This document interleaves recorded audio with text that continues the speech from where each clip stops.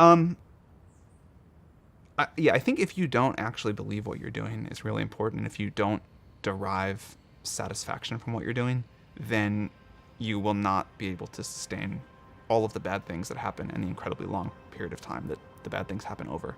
And so the only motivation that I have seen work for people over a long period of time is enjoyment in what they're doing and an intense belief that it matters. And ideally liking the people that they go to work with every day.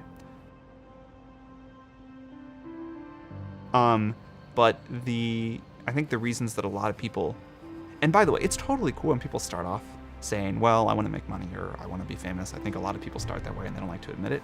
But pretty quickly, or at least in the first few years, I think a lot of people find a deeper mission for why they do what they do. And that drives them then for the rest of the time they work. I think I'll tell you some things I've learned, and I will admit that I don't have a perfect answer to this yet. But I think one thing is you should be willing to move. For whatever you're doing, there tend to be pockets of it around the world where there are similar people that are doing great work in whatever field you care about. And it's really worth trying to go be near them. And so, we get criticized sometimes at YC for having people move to the Bay Area, but bringing people together that are interested in this similar thing of startups, I think has been really valuable for a lot of people.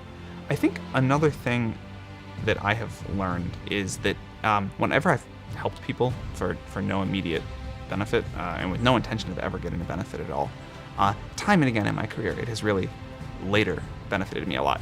So I think you at some point often get to a point in your career where you're limited by how many good people you know and how many of those you can work with or get to do things that together. And so just helping a lot of people and spending a lot of time with a lot of people has benefited me, years after I've really helped someone for no reason. I get to invest in their startup and it goes on to be a huge success.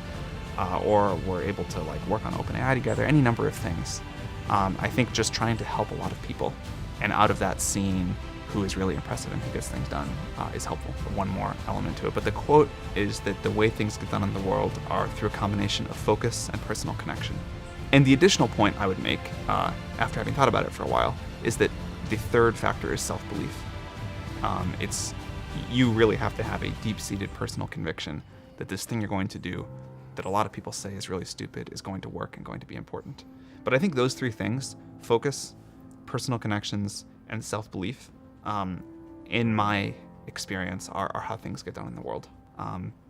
If you work really hard at the beginning of your career, and you get a little bit better at what you do every day, every week, every year, and you learn more and you meet more people and you just get more done, there's a compound effect. And it's far better to put that time in at the beginning of your career than at the end, because if you do it at the beginning, you get to benefit from it for the rest of the time you work.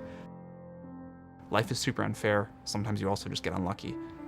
And so all you can do is kind of maximize chances there. But I do think that working hard early in your career to get the leverage and the compounding effects